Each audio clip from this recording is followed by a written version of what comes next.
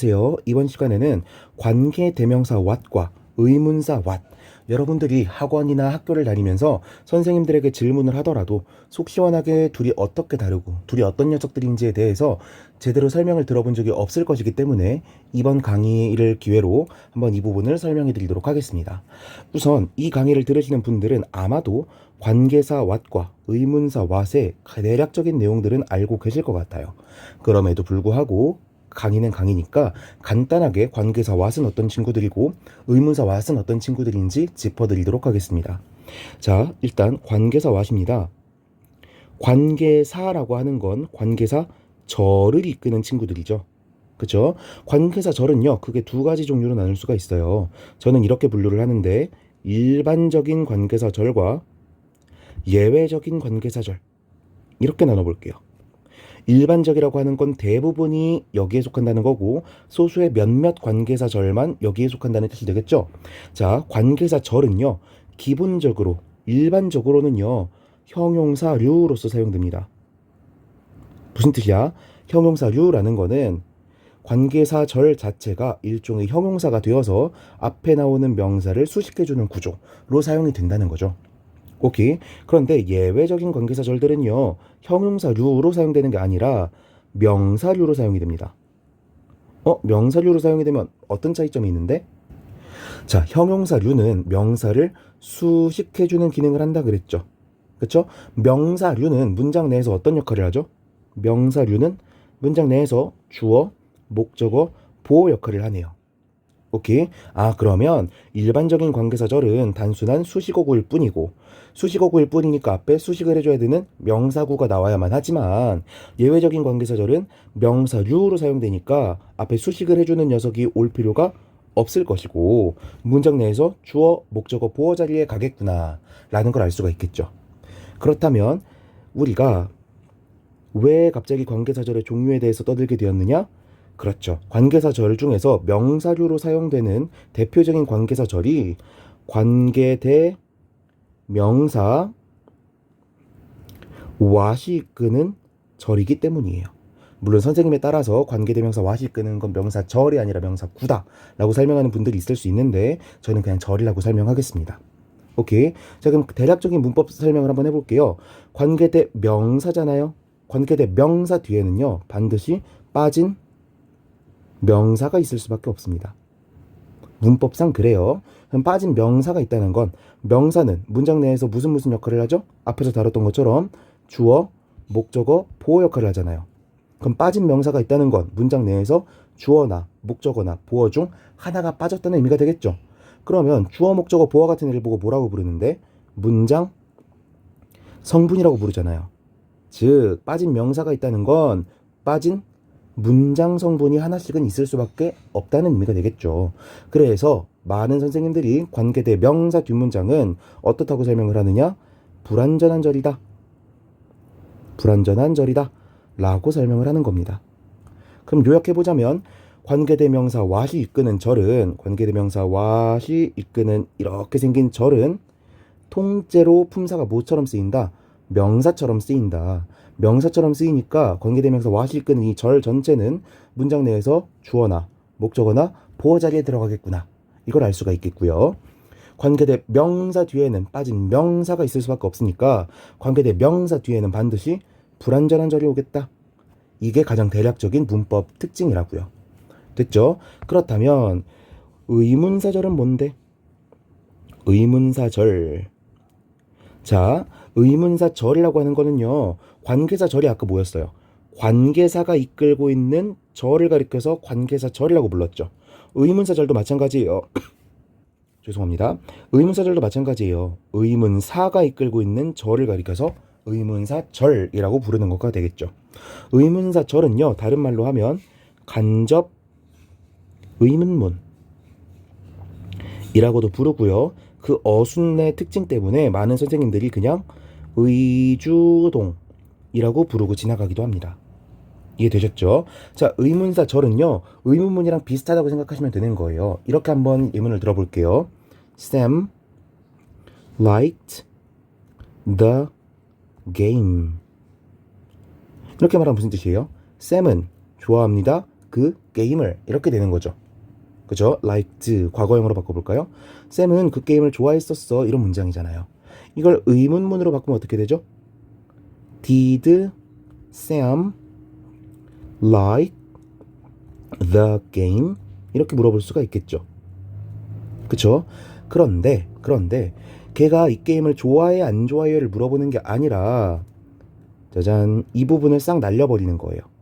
얘가 좋아한다 무엇인가를 좋아한다 이런 문장을 만들어 볼게요. 됐죠? 그럼 이걸 의문문으로 바꾸면 어떻게 되겠어요? 무엇을 좋아하는지를 물어보고 싶은 거니까 what이라고 하는 단어를 맨 앞으로 두고 What did Sam like? 이런 문장이 완성되겠죠. 해석해보면 어떻게 돼요? 샘이 좋아했던 건 무엇이니? 이런 문장이 되겠죠. 오케이? 이런 것들은 Did Sam like the game? 이런 문장이나 What did Sam like? 이런 문장들은 얘가 궁금한 내용에 대해서 그냥 바로 의문문의 형태로 물어보고 있죠. 이런 것들을 뭐라고 부르냐? 직접 의문문이라고 부릅니다. 직접이란 말은 뺄 수도 있고 안 뺄 수도 있고. 오케이? 그런데 이렇게도 말할 수 있을 것 같지 않아요? 제가 직접 물어보는 게 아니라 I wonder 나는 궁금해 라고 한 다음에 걔가 그 게임을 좋아하는지 쌤이 무엇을 좋아했었는지 이런 식으로도 우회적으로 물어볼 수 있잖아요. 평서문의 형태를 띠면서. 그쵸? 그렇다면 여기에서 이 의문문이 담고 있던 내용을 전달할 수 있었어야 될 텐데 이렇게 간접적으로 전달하는 방법을 우리는 간접 의문문이다 라고 부릅니다. 됐죠? 그러면 그 형태는 어떻게 되느냐? 아주 간단해요. 자, 그냥 의문문 같은 경우에는 yes, no question에 같은 경우에는 특이한 단어를 하나 써줘야 됩니다. whether 이라고 하는 단어를 하나 써주고요. 혹은 if를 적어줘도 되고 나머지는 평서문 어순이랑 똑같이 적어주시면 됩니다. Sam liked the game. 나는 궁금해. whether 뭐뭐인지 아닌지를 궁금해. 뭐를? 쌤이 liked the game. 그 게임을 좋아했었는지 안 좋아했었는지를 궁금해해. 이런 문장이 되는 거죠. 됐죠? 자, 그러면 이 문장은 어떻게 바꾸면 될까요? whether if 대신에 원래 써줬었던 what을 그대로 써주고요. 어순을 평서문 어순으로 바꿔주시면 되는 거예요. What Sam liked. 아주 쉽죠? 그래서 이걸 보니까 어순이 어때요? 의문사 나오고 주어 나오고 동사 나오잖아요. 그래서 선생님들이 뭐라고도 말한다? 의주동이다 라고도 말한다. 의문문은 의문사 다음에 동사 주어가 나와야 되는데 간접 의문문은 평서문처럼 의, 주, 동 순서로 나오기 때문에 많은 선생님들이 의주동이라고도 부른다 라고 하는 겁니다. 됐죠? 아, 그럼 간접 의문문은 이렇게 만든다는 거 알겠어. 그래도 문법적인 특징이 뭐가 있는데? 라고 물어볼 수가 있겠죠. 자, 봅시다. 일단 I wonder 나는 궁금하다. 뭐를 궁금해해? What Sam liked. 그가 무엇을 좋아했는지를 궁금해해. 뭐뭐를 이라고 해석이 되고 있죠. 뭐뭐를 이라고 해석이 된다는 건 문장에서 목적어 자리에 오고 있다는 거고 목적어 자리에 들어갈 수 있는 품사 뭐밖에 없어요? 명사밖에 없잖아요.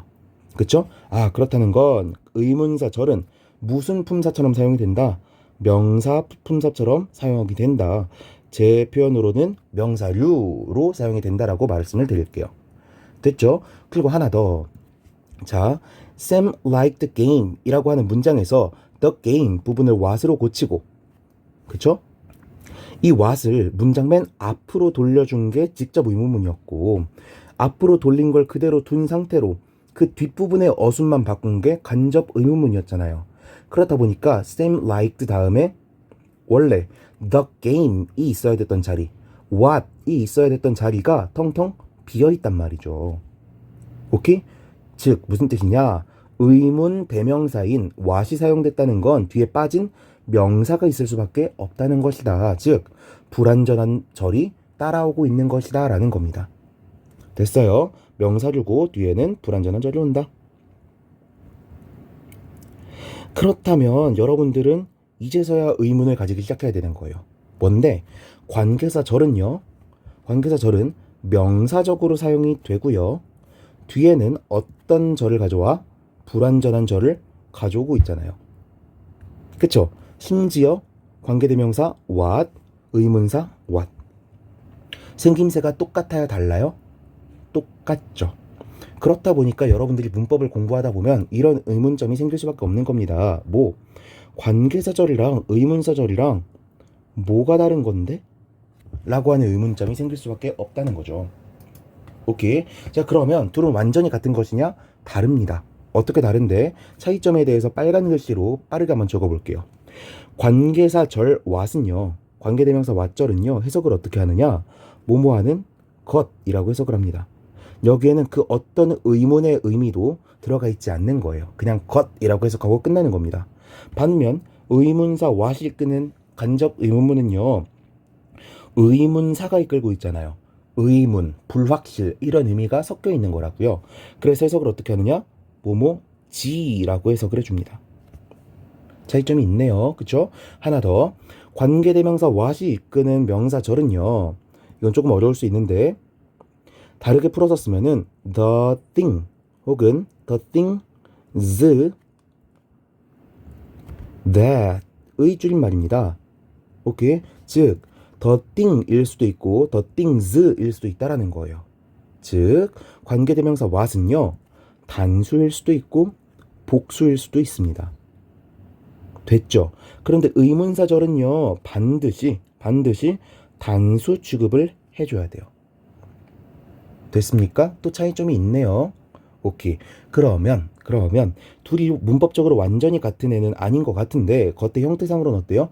똑같아요. 그럼 우리가 근본적으로 이런 의문을 가져야 되는 겁니다. 첫 번째, 구분을 해야 하나? 그쵸? 구분을 할 필요가 없으면 우리가 다르다는 걸 알면서도 굳이 구분하려고 애쓰지 않아도 될 거 아니에요. 그런데 만약에 구분을 꼭 해야 되는 친구들이면 우리는 반드시 둘의 차이점에 대해서 숙지를 하고 어떻게 구분을 하면 해야 되는지를 학습을 해야겠죠. 오케이. 자, 그래서 제가 구분의 필요성에 대해서 세 가지 측면에서 한번 설명을 드려볼게요. 첫 번째, 우리 결국에는 대부분 시험 공부하려고 하는 거잖아요. 시험 출제 측면에서 얘네들을 구분할 필요가 있는지 없는지를 말씀드릴게요. 정답은 구분할 필요가 있을까요, 없을까요? 없습니다. 왜? 우리 시험 문제는요, 겉에 드러나는 형태를 구분하라는 식으로 출제가 됩니다. 그런데 관계사절이나 의문사절이나 해석은 달라질 수 있지만 그 안에 구조들이나 이 절 자체가 사용되는 방법 같은 것들은 둘이 똑같아야 달라요? 똑같아요. 즉 형태가 똑같기 때문에 출제가 굉장히 어렵습니다. 그렇다 보니 우리가 굳이 구태여 얘네들을 구분해서 시험을 볼 필요가 없는 거예요. 선생님들도 이런 것들을 구분하라는 시험 문제를 거의 낼 수가 없는 겁니다. 이해되셨죠? 두 번째, 그럼 해석의 측면에서는 구분할 필요가 있을까요, 없을까요? 대부분인 있다고 하시겠지만 저는 없다고 대답을 하겠습니다. 왜? 뭐뭐지라고도 해석이 되고 뭐뭐것이라고 해석이 된다는 걸 둘 다 알고 있기만 하면요, 우리는 자연스럽게 더 나은 해석을 찾아가게 될 겁니다. 뭐뭐인지 아닌지가 더 어울리는 상황이다? 그럼 지라고 해석을 할 거고요. 뭐뭐것이 어울리는 상황이다? 것이라고 해석을 할 거예요. 오케이? 심지어는 문법적으로는 관계대명사여서 반드시 뭐뭐 하는 것이라고 해석해야 되는 경우에도 한국어로는요, 뭐뭐지라고 해석을 해도 이해가 돼요. 이해가 되는 경우가 굉장히 많다고요. 즉 해석의 측면에서도 둘을 엄격하게 구분할 필요는 없다는 겁니다. 마지막, 문법 학습의 측면에서는 둘을 구분할 필요가 있을까요, 없을까요? 문법 학습의 측면에서는 중고등학생분들은 구분할 필요가 없겠고요. 전공하는 분들은 구분할 필요가 있겠죠. 당연히 문법적으로 서로 다른 거니까 알 필요는 있는 건데 시험을 준비해야 되는 중고등학생들이 이걸 왜 알아야 되냐고요. 구분할 필요가 없다고요. 오케이? 아, 그럼 이 영상 다 보셨네요. 더 이상 구분할 필요 없으니까 라고 말씀드리면 좀 서운하니까 둘을 어떻게 구분하면 되는지 대표적인 방법 두 가지를 안내해 드리도록 하겠습니다. 오랜만에 제가 미리 예문을 준비해 왔습니다. 자, 구분하는 방법의 이름을 저는 동일성 조건 이라고 이름을 붙일게요. 물론 제가 지은 이름 아니고요. 통사론, 문법으로 굉장히 유명하신 교수님이신 정태구 교수님께서 교수님의 문법책에서 둘을 어떻게 하면 구분할 수 있는지 그 방법들을 설명해 주셨어요. 저는 그 방법들을 잘 외우고 여러분에게 다시 한번 설명을 드리고 있는 것 뿐입니다. 예문도 그 교재에서 그대로 가져왔고요. 책 이름도 한번 소개를 시켜드려 볼까요? 교사를 위한 영문법입니다. 관심 있으신 분들은 한번 읽어보시기를 권해드리고요. 관심 없으신 분들은 이 영상만 보고 끝내시면 되겠고요. 자, 그렇다면 이 문장들을 가지고 어떤 걸 설명할 수 있느냐? 일단 제가 예문으로는 두 개를 가져온 거예요. The mother asked what Sam liked. 엄마는 물어봤어. What Sam liked. 무엇을 쌤이 좋아했었는지. 자연스럽게 해석을 해보니까 뭔가 간접 의문문일 것 같습니다. B번. Josh ate. 조시는 먹었어. What his mother cooked. 그의 엄마가 요리해줬던 것을 먹었어. 뭔가 해석상으로 자연스러운 건 관계사일 것 같습니다. 뭐뭐하는 것이라고 해석이 되는 것 같아서요. 반대 해석으로 한번 둘 다 해볼까요? The mother asked what Sam liked. 엄마는 물어봤어. 쌤이 좋아했던 것을. 뭔가 말이 되는 것 같은데? 아래 거 한번 볼까요? 조시는 먹었어. 무엇을 엄마가 요리해줬는지를. 이건 조금 해석이 어색해 보인다. 그쵸? 그런데 제가 이렇게 해석으로 구분하는 게 아니라 조금 더 분명하게 구분을 하는 방법을 안내해 드리겠다고요. 자, 한번 예문을 볼게요. The mother, 엄마가 물어봤다는 거죠. 뭐를? What Sam liked. 쌤이 좋아했던 것을 물어본 거죠. 오케이? 이 분석을 A2로 표현해 본 겁니다.